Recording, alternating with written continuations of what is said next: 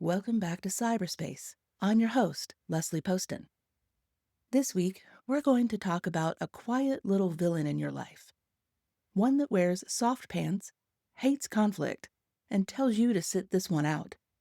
I'm talking about comfort. Comfort feels good, of course it does. It's familiar, it's safe, it's predictable. But what if I told you that comfort might be the reason you're stuck? It's the reason so many of us don't grow or speak up, don't take action, and don't change. Comfort is not just a refuge, it's a trap. The pursuit of comfort isn't just something we do, it's something that often stops us from doing anything else. And when it goes unchecked, comfort becomes a barrier to growth, a shield against the truth, and a permission slip for harm. So today, let's take an uncomfortably honest look at why comfort is the enemy of progress. We live in a world that sells comfort like it's some kind of salvation. Every ad, app, or piece of technology is designed to make things easier, faster, and smoother. Our thermostats learn our preferences, and our phones predict our words. Our cars practically drive themselves.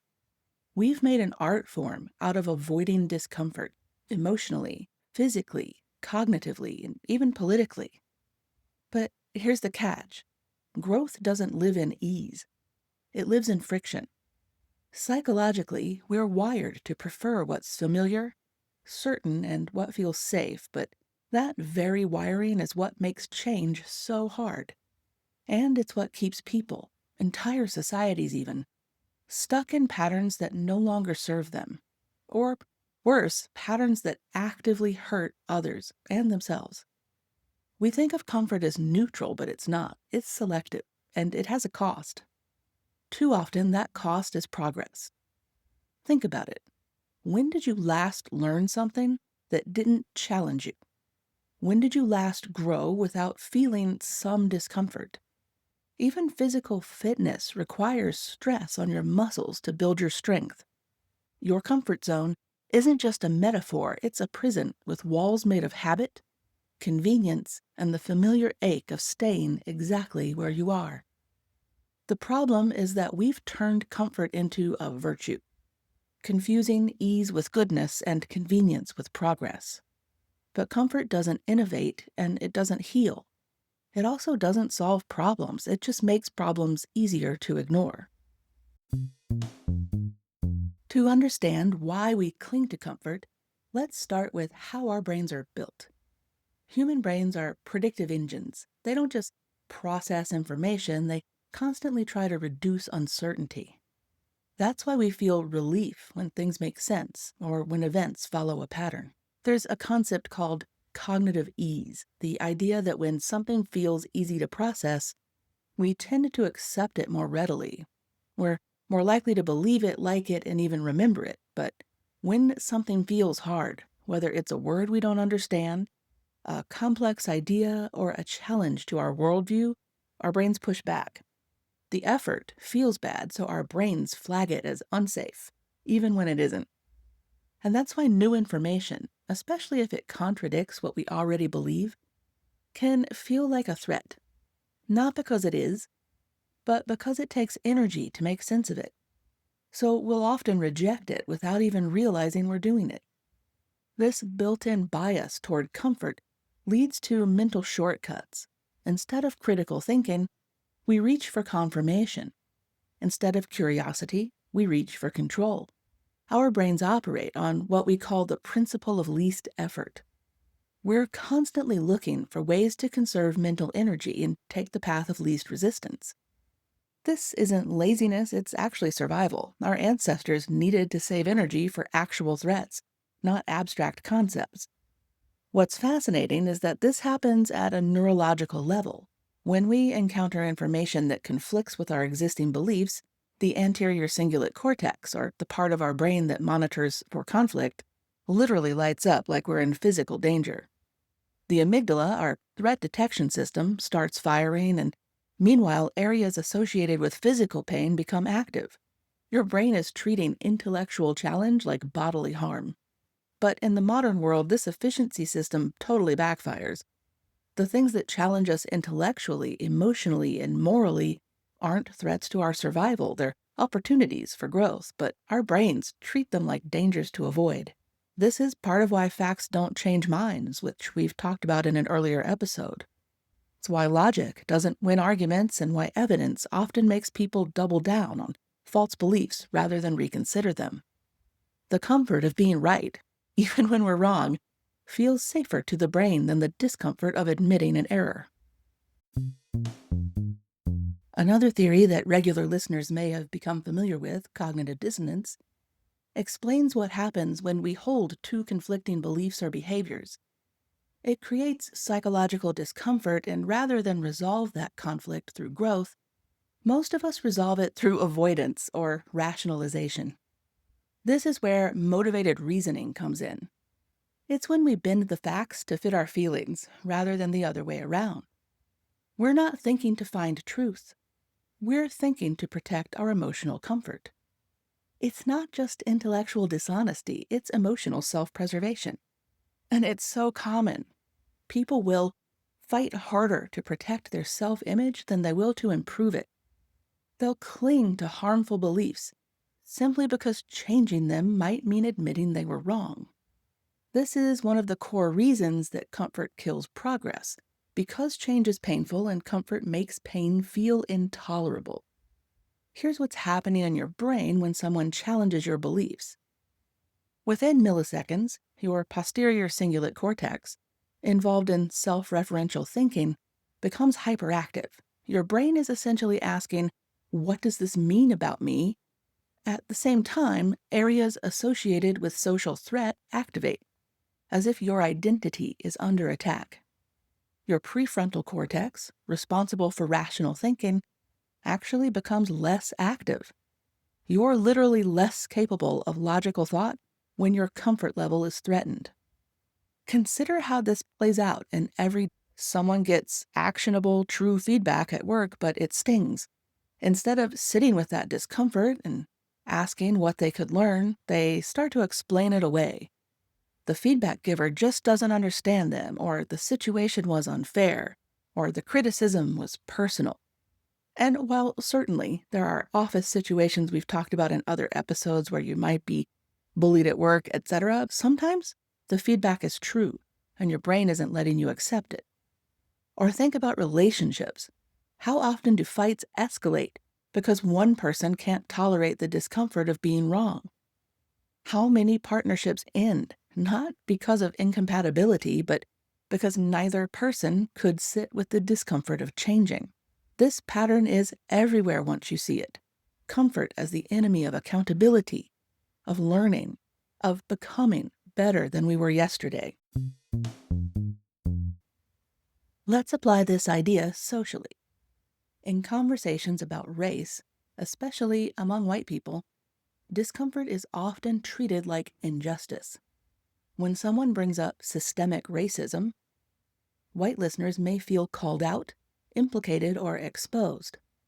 That feeling of discomfort gets interpreted as being attacked, even when no attack is happening. Research on white fragility explores this. When discomfort shows up, it often triggers emotional reactions like defensiveness, withdrawal, or tears.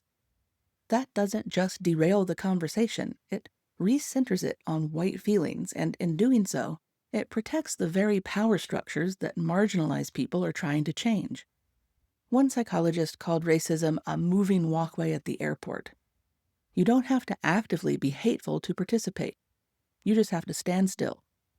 Comfort in this case is standing still. And standing still helps the system stay exactly as it is. What's particularly insidious is how this triggers what we call emotional hijacking. When white people feel uncomfortable in racial conversations, their sympathetic nervous system activates, their heart rate increases, stress hormones flood their system, blood flow redirects from the prefrontal cortex to more primitive brain regions. They're literally in fight or flight mode, making rational discussion nearly impossible. But here's the key. This physiological response isn't triggered by actual danger. It's triggered by the threat to their racial worldview, by the discomfort of potentially being seen as complicit in racism. Watch how this unfolds in real time. Say a person of color shares an experience of discrimination. And instead of listening, white listeners immediately start explaining why this probably wasn't racism. They're not being malicious. They're trying to stay comfortable. Because if racism is still a problem, then they might have to do something about it, and doing something would feel uncomfortable. So they minimize, redirect, or try and make it about intent instead of impact. They might turn the conversation toward their own discomfort, with being seen as complicit, and in prioritizing their emotional comfort, they silence the very voices that could help create change. This is not just individual psychology, it's really structural. Institutions, policies, and systems are designed to maintain this comfort for some at the expense of others. And when those benefiting from the system, even if it's just a small amount, feel uncomfortable, that discomfort is treated as a crisis that must be resolved, often by stopping the conversation altogether. Psychologists conducted experiments in the 60s after the murder of a woman named Kitty Genovese, who was reportedly attacked while bystanders failed to intervene. What they found was unsettling. When people are in groups, they are less likely to act. Responsibility gets diffused. But it's not just this diffusion of responsibility, it's discomfort avoidance. Speaking up, stepping in, or helping someone in distress, well, these things often feel uncomfortable. You might look foolish or face backlash. You might have to take a stand. And so people stay silent even when they know better.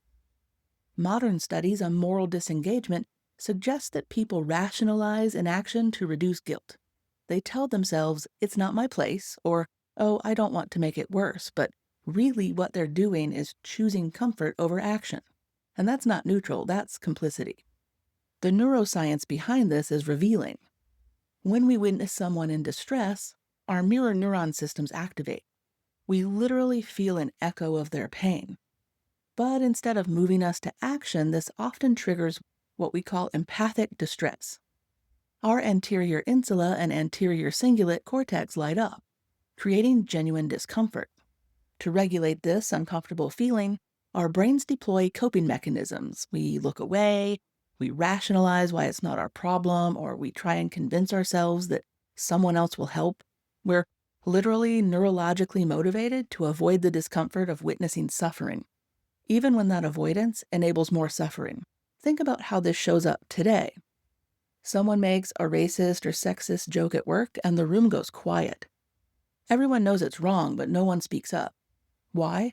Because speaking up would be uncomfortable or create tension. It might make the joke teller defensive. It might make things awkward. So people let it pass. They tell themselves they're keeping the peace, but keeping the peace for whom? Certainly not for the people targeted by the joke. The comfort of avoiding conflict becomes more important than addressing the harm. Or consider social media. How often do you see people sharing articles about injustice, expressing their outrage, but then doing nothing offline? The sharing feels like action, but it's actually a form of moral licensing, doing just enough to feel good without the discomfort of real change. The bystander effect isn't just about emergency situations, it's about the daily choice between comfort and courage. And most people choose comfort, even when we know better. System justification theory helps explain why people often defend systems that harm them or harm others. According to this theory, people are motivated to see the world as orderly, fair, and just, even when it's not. Why? Because believing that the world is unfair is deeply uncomfortable. It introduces moral obligation and implies that something must change. And change comes at a cost, especially to those who benefit from the current system. So people convince themselves that inequality is earned, that poverty is a failure of character, racism isn't structural, it's just a few bad apples, and these narratives preserve comfort by protecting the illusion of fairness. But illusions don't create justice, they sustain injustice. And they do it through the very human desire to feel okay. What's remarkable about system justification is that it operates even against people's self-interest. We're living that large right now. Brain imaging studies show that when people defend unfair systems, their dorsolateral prefrontal cortex, or the area responsible for cognitive control, works overtime to suppress awareness of injustice. Meanwhile, areas associated with threat detection remain hyperactive when confronted with evidence of systemic unfairness. Essentially, your brain treats information about injustice as dangerous and actively works to maintain the comforting illusion that everything is fair. This plays out everywhere. People defend capitalism even when it's crushing them, because imagining an alternative is uncomfortable. They support politicians who work against their interest because admitting they were wrong would shatter their identity. They rationalize environmental destruction because facing the huge problem of climate change would require changing how they live. The system doesn't have to be good, it just has to be familiar. Familiar always feels safe to the brain, even if it's slowly killing us. Consider how people react to criticism of American systems. Instead of examining whether the criticism is valid, many people immediately defend the system. If you don't like it, leave, or other countries are worse, at least we're free. These aren't arguments, they're thought-limiting phrases, comfort mechanisms. Because if the system is broken, we might have to fix it. And fixing it will require admitting it was broken in the first place, and that's uncomfortable. It's easier to defend the familiar than to build something new and better. There is a famous anecdote by a sociology professor who ran the same thought experiment every year for quite some time. He said his students needed to take a vote, which they could do anonymously. If every student in the class voted yes, the entire class would get an A and skip having to take the final. But if even one student voted no, everyone keeps their current grade and must take the exam. Every year, at least one student voted no. Not because they want to take the final, but because they felt it's unfair to give an A to students who didn't, quote, earn it, even though they would benefit from the outcome as well and it cost them nothing. What's happening here isn't about merit, it's about control and the illusion of deservedness. It's about the discomfort that comes with perceived unfairness, even when fairness would benefit everyone. This is a microcosm of how society resists collective good. We'd rather suffer equally than thrive unequally. And comfort with familiar rules often outweighs the discomfort of questioning those rules. The psychology behind this resistance reveals something a little disturbing about human nature. When we see others potentially getting something unearned, it triggers what we call inequity aversion, but only when others might benefit more than us. Our brains process this perceived unfairness through the same neural pathways that register physical pain. The anterior insula becomes active, creating genuine anguish at the thought of someone else getting ahead without suffering. You might be hearing some of this rear up again in the context of GLP-1s and fat phobia. But here's the twist. This same neural activity doesn't occur when we're the ones potentially benefiting unfairly. The pain is selective. It only hurts when others might gain. Think about how this applies to real-world policies. Universal health care would benefit almost everyone, but people oppose it because someone might get something for nothing.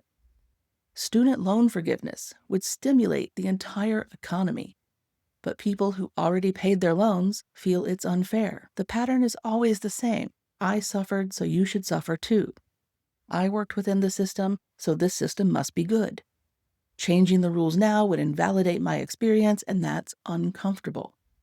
So people vote against their own interest to preserve their comfort with familiar suffering. They would rather everyone struggle than admit that in the rich world that we live in, struggle is not necessary. Let's go even further. When comfort gets tangled up with fear, it can become something darker. Research on loss aversion shows that people fear losses more than they value gains. That's why people will go to great lengths to protect what they have, even if it means denying others the same. Now, layer in relative deprivation, the belief that someone else is going to get more than you, even if you have enough. That perception leads to resentment, withdrawal, and sometimes harm. This explains why people oppose policies that would help everyone, like we mentioned universal health care or student loan forgiveness, if they feel like someone else is getting too much. They would rather no one have help than experience the discomfort of someone else benefiting more visibly and getting more. And that's how comfort can turn people against their own best interest. Because comfort isn't just about being okay, it's about staying on top. When people perceive that others are gaining something they don't have, it activates their brain's pain matrix, the same network that responds to physical injury, but it also triggers areas associated with social rejection and humiliation. Your brain is literally interpreting someone else's gain as your loss, your embarrassment, and your failure. This is creating malicious envy, not just wanting what others have, but wanting to take it away from them. The relief comes not from getting more, but from others getting less. Consider how this shows up in workplace dynamics. Someone gets promoted, and instead of celebrating or learning from them, colleagues find reasons why they didn't deserve it. The discomfort of someone else succeeding gets transformed into resentment, gossip, or sabotage. Or think about housing policy. Communities oppose affordable housing, not because it would hurt them, but because they can't tolerate the idea of someone paying less for what they paid more for. Their comfort depends on maintaining hierarchies, even artificial ones. This isn't just selfishness, it's scarcity thinking made toxic. The belief that there's only so much success, happiness, or safety to go around, and if someone else gets more, there's less for me. That's not how progress works. Progress is not a zero-sum game. When everyone has health care, everyone benefits from a healthier society. When everyone has education, everyone benefits from innovation and reduced crime. When everyone has opportunity, everyone benefits from increased prosperity. Yet comfort with inequality often trumps logic about collective benefit, and people would rather preserve familiar hierarchies than create unfamiliar abundance. So, what do we do with all of this? We build our capacity for discomfort. Therapists call it distress tolerance. Mindfulness practitioners call it non-reactivity. Educators might call it a growth mindset, but whatever name you give it, it's the ability to stay present with discomfort, hold it, examine it, and learn from it instead of running from it. This is not about martyrdom, it's about endurance. The kind that allows you to face hard truths, to admit when you're wrong, and to listen to voices that make you uncomfortable. It requires unlearning, relearning, and changing, even when it's painful. Progress doesn't ask us to be perfect, it just asks us to be brave, to be okay with being uncomfortable and keep going. And that means comfort can't be your compass, not if you want to grow, or not if you want to help, and definitely not if you want to make anything better. The research on psychological flexibility shows us that people who can tolerate distress without immediately trying to fix it, avoid it, or explain it away are more resilient, creative, and capable of change. Their brains actually develop stronger connections between the prefrontal cortex and emotional centers, allowing for better regulation under stress. When you practice sitting with discomfort, you are literally rewiring your brain to handle challenges more effectively. You are building what we call cognitive control, the ability to override automatic responses and choose more adaptive behaviors. Start small. Notice when you're avoiding something because it feels uncomfortable and sit with criticism instead of immediately defending yourself. Listen to perspectives that challenge your worldview without needing to argue. Practice saying, I was wrong, or I don't know, or I need to think about that. Get comfortable with being uncomfortable, because the other side of discomfort is everything you say you want: growth, connection, progress, justice, and change. The question isn't whether discomfort will come, of course it will. The question is whether you'll run from it or learn from it. So, the next time you find yourself pulling away from something or someone, turning off the news, ignoring critique, or staying silent in a crucial conversation, Ask yourself, am I protecting myself or am I protecting my comfort? Comfort is not neutral and comfort is not free. It comes at the expense of your growth, integrity, and someone else's dignity. It may feel safe, but discomfort is where the good stuff lives. Thanks for listening to Cyberspace. I'm your host, Leslie Poston, signing off. If you found this episode useful or, better yet, a little uncomfortable, share it, rate it, comment on it, tell a friend, and join me next week. In fact, subscribe so you don't miss a week. And remember, stay curious.